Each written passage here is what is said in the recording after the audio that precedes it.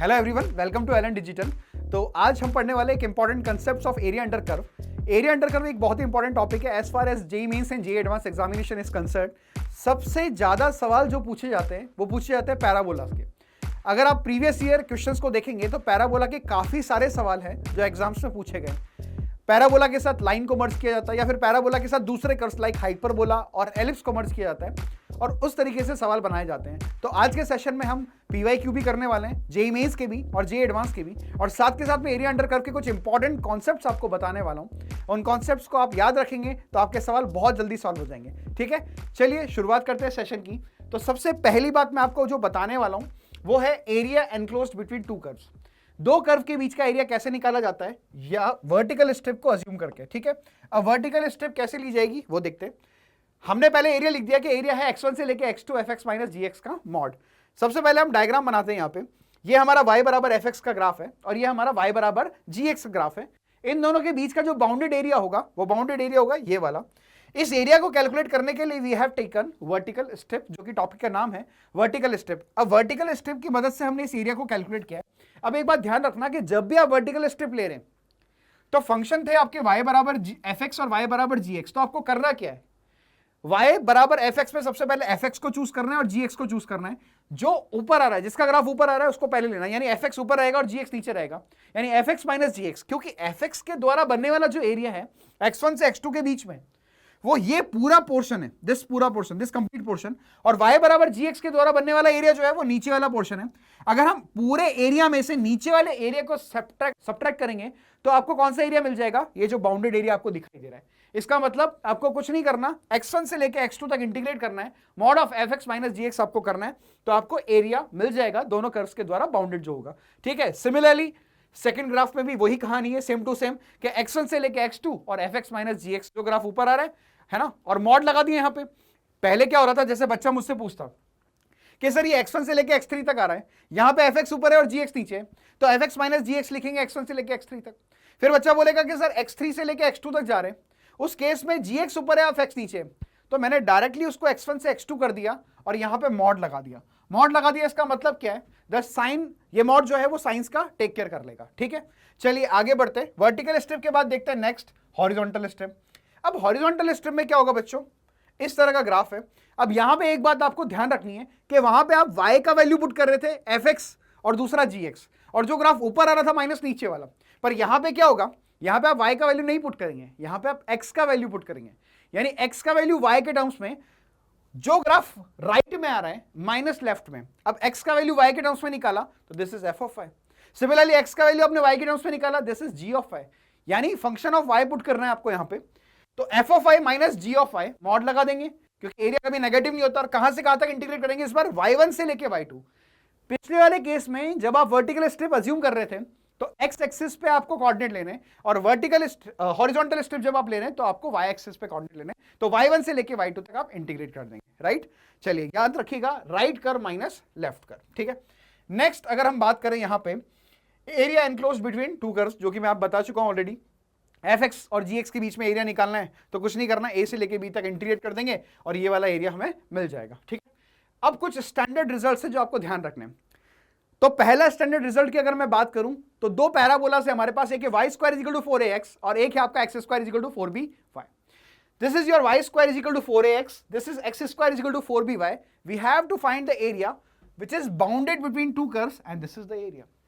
यहां पे हमने वर्टिकल स्ट्रिप ली और हम इसको इंटीग्रेट करेंगे, है ना, जीरो से लेके इस पॉइंट तक, जो भी ये पॉइंट ऑफ इंटरसेक्शन आएगा, और ग्राफ के लिखेंगे इस वाले कर्व का y माइनस इस वाले कर्व का y, है ना, दोनों को सब्ट्रैक्ट करेंगे।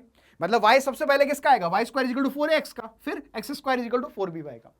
पर मैं आपको कह रहा हूं कि आप डायरेक्टली इस स्टैंडर्ड रिजल्ट को याद रखिए, जो कि होता है 16a into b divided by 3। 16ab by 3 इन दोनों का एरिया होता है बाउंडेड। ठीक है, फॉर एग्जाम्पल अगर मैं आपसे बात करूं सबसे पहले एग्जाम्पल की कि हमें एरिया कैलकुलेट करना है किसका, y square equal to 4x और x square equal to 16y, और दूसरा है y square equal to x square equal to y। तो यहां पे सबसे पहले पैराबोला की अगर मैं बात करूं, पहला पार्ट अगर मैं आपके सामने सॉल्व करूं, y square equal to 4x, तो यहां पे आप देखेंगे कि a का वैल्यू 1 आएगा, और दूसरा पैराबोला है x square equal to 16y, यहां पे b का वैल्यू कितना आएगा 4। अब हम जानते हैं कि एरिया कितना होता है, एरिया होता है 16ab/3, यानी टोटल एरिया आ जाएगा 64 डिवाइडेड बाई 3। और दूसरे वाले कर्व की बात करें, यहां पे क्या होगा बताइए, यहां पे ए का वैल्यू अगर आप कंपेयर करोगे तो 1/4 आ जाएगा, और बी का वैल्यू अगर कंपेयर करोगे तो वो भी 1/4 आ जाएगा, और एरिया हो जाएगा आपका 16 देन ए दैट इज 1/4 और बी का value 1/4 divide by 3 that turns out to be 1/3। यानी हमें एरिया पता लग गया। पहले वाले सवाल का आंसर आ रहा है 64/3 और दूसरे वाले सवाल का आंसर आ रहा है 1/3। तो first is 64/3 and second is 1/3। Let's move toward the next standard result जो हमें ध्यान रखना है। y square is equal to 4ax और y is equal to mx। अब y square is equal to 4ax और y is equal to mx के बीच का एरिया हमें कैलकुलेट करना है। तो y square is equal to 4ax is this parabola, this is your y is equal to mx, और इन दोनों के बीच का बनने वाला एरिया हमें कैलकुलेट करना है। तो कैलकुलेट नहीं करेंगे, मैं पहले ही बता चुका हूं, आपको स्टैंडर्ड रिजल्ट याद रखना है। तो स्टैंडर्ड रिजल्ट होता है 8a square divide by 3m cube. अब a क्या है यहाँ पे, जो कि पैराबोला से हमें मिलेगा, और m क्या है इस लाइन का स्लोप। ठीक है, तो देख लेते हैं, सवाल के थ्रू समझते हैं। हम जानते हैं कि एरिया कितना आएगा, area will be equal to 8a square divided by 3m cube. सवाल में देख के बताइए इस वाले कर्व से a का वैल्यू कितना आ रहा है, a का वैल्यू 2 आ जाएगा। और अगर हम बात करें लाइन से, तो लाइन से m का वैल्यू किसके बराबर आ जाएगा, that will be equal to 2।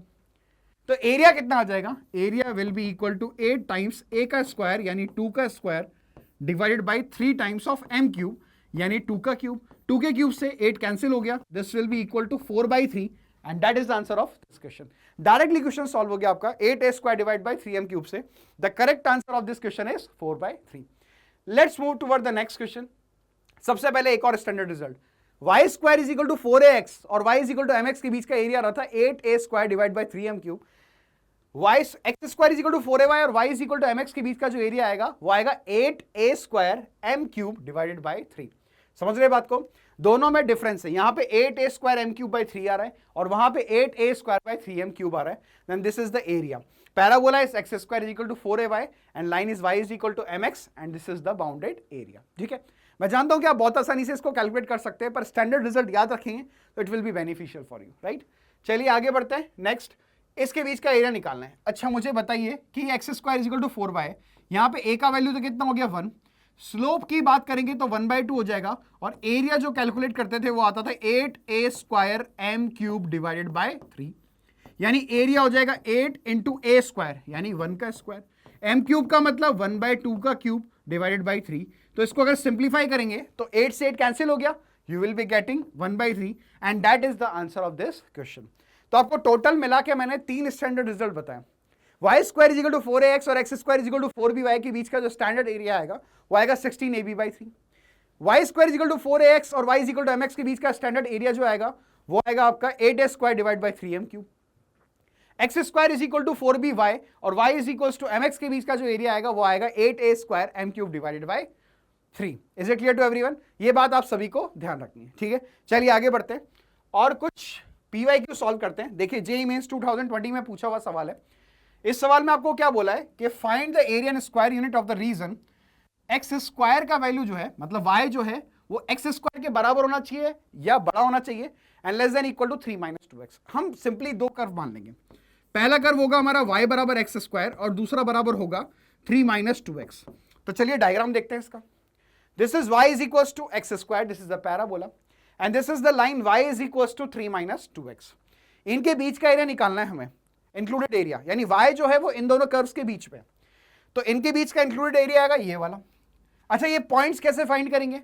Point find करना बहुत आसान है, y की जगह एक्स स्क्वायर पुट कर दीजिए यहाँ पे, तो x square is equal to 3 - 2x, तो ये हो जाएगा एक्स स्क्वायर प्लस का 2x माइनस का 3 दैट इज इक्वल टू 0। यहाँ से x की दो वैल्यू मिलेगी, एक -3 और एक 1। इन दो जगह पे इंटरसेक्ट करेंगे। अब ये एरिया कैलकुलेट करना है।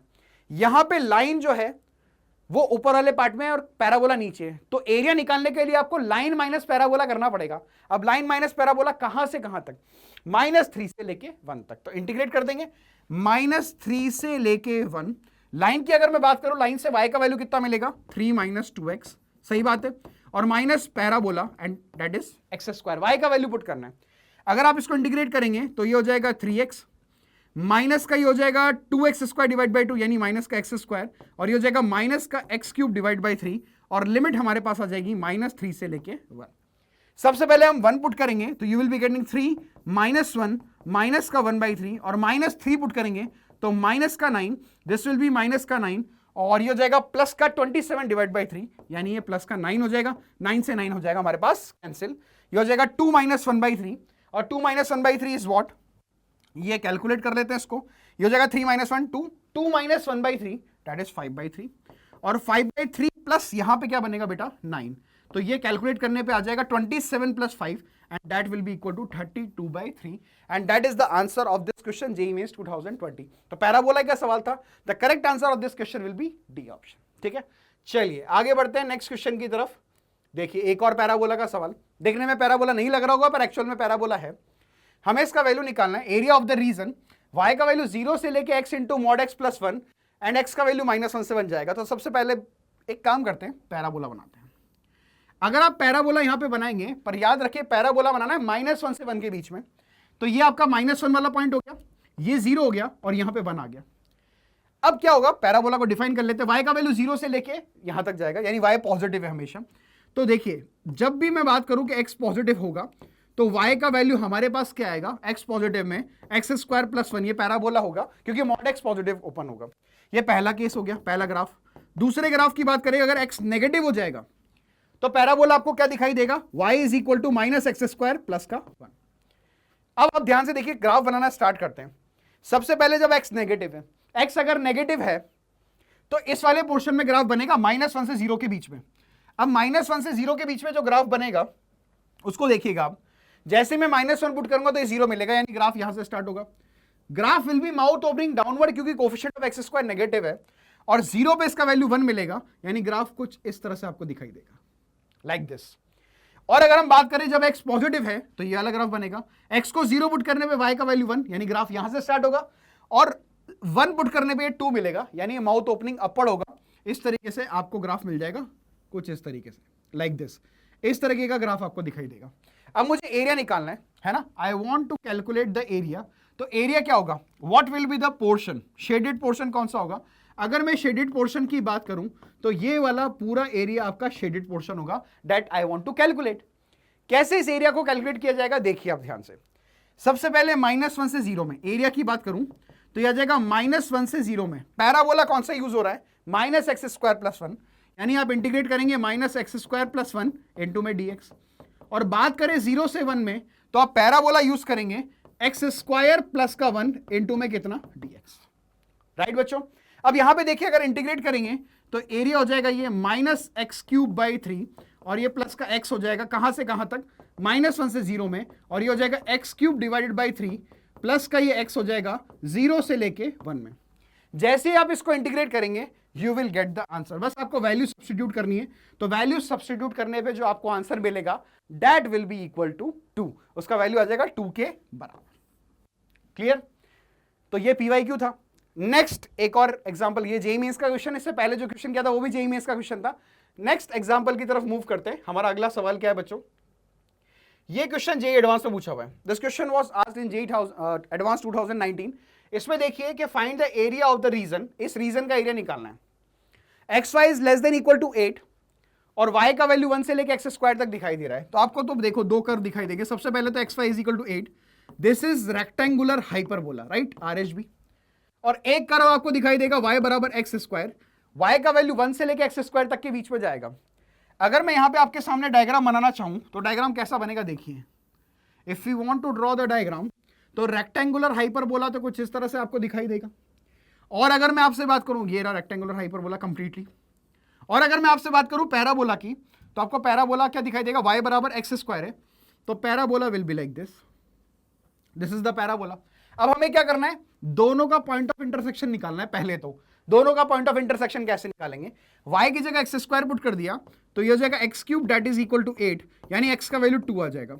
अब x का वैल्यू 2 आ जाएगा तो यहां पुट कर दीजिए, y का वैल्यू आपके पास 4 आ जाएगा। यानी ये जो पॉइंट होगा जहां पे इंटरसेक्ट कर रहे हैं, this point will be 2,4, right.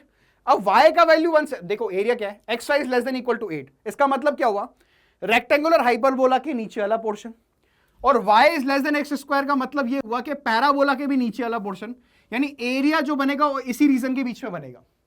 पर एक कंडीशन है कि y का वैल्यू 1 से बड़ा होना चाहिए। तो मैं अगर y इज इक्वल टू 1 आपके सामने प्लॉट करूं तो y इज इक्वल टू 1 कुछ इस तरह से दिखाई देगा, this is y is equal to 1। अब अगर ये y इज इक्वल टू 1 है तो सर बाउंडेड एरिया कौन सा है ये बताइए। This will be your bounded area. ये जो आपको एरिया दिखाई दे रहा है ये पूरा बाउंडेड एरिया आपको कैलकुलेट करना है कि ये एरिया कितना आएगा, है ना। We have to calculate this area. अब इस एरिया को निकालने के लिए हम लोग क्या करेंगे, देखिए we want to calculate this area. अगर मैं इस पॉइंट की बात करूं तो ये पॉइंट निकाल लेते हैं और ये वाला पॉइंट निकाल लेते हैं। यहां पे y का वैल्यू 1 है, जैसे मैंने y को 1 पुट किया तो x का वैल्यू 1 आ जाएगा, यानी ये पॉइंट की बात करूं तो ये 1,0 हो जाएगा और सिमिलरली ये वाला पॉइंट हो जाएगा आपके पास 8,0। अगर y की जगह 1 पुट करूंगा तो x का वैल्यू 8 आ जाएगा। या तो आप एक काम करिए कि 1 से लेके 2 तक तो पैराबोला को इंटीग्रेट कर दीजिए, प्लस 2 से लेके 8 तक रेक्टेंगुलर हाइपरबोला को इंटीग्रेट कर दीजिए और उसमें से इस रेक्टेंगल को सब्ट्रैक्ट कर दीजिए, आपका आंसर आ जाएगा। तो करके देखते हैं एक बार। पहले 1 से लेके 2 तक में पैराबोला, तो 1 से लेके 2 तक में पैराबोला क्या था, y बराबर एक्स स्क्वायर यानी x square into D x, plus 2 से लेके 8 तक की अगर मैं बात करूं तो रेक्टेंगुलर हाइपरबोला यानी y का वैल्यू कितना हो जाएगा बेटा 8/x। इसको इंटीग्रेट कर लें, बहुत आसान इंटीग्रेशन। एक्स स्क्वायर का हो जाएगा एक्स क्यूब डिवाइडेड बाई 3, 1 से लेके 2 और ये हो जाएगा 8 तो बाहर आ जाएगा, 1/x का हो जाएगा ln x और कहां से कहां तक 2 से लेके 8 तक। इसको कैलकुलेट करेंगे तो यह जाएगा 8/3 माइनस 1/3 दैट इज 7/3 और प्लस ये हो जाएगा 8 times ln 8 minus ln 2। ln 8 को लिख सकते हैं 3 ln 2 माइनस ln 2 यानी 2 ln 2। This will be twice of ln 2। This will B 7/3 plus का 16 टाइम्स ln 2। पर एक प्रॉब्लम है, this is not the final answer. Final answer के लिए इस रेक्टेंगल को सब्ट्रैक्ट करना पड़ेगा। इस रेक्टेंगल का एरिया कितना आएगा, इस रेक्टेंगल का एरिया आएगा 7 इंटू 1 यानी 7 के बराबर। तो इसमें से 7 सब्ट्रैक्ट करना पड़ेगा।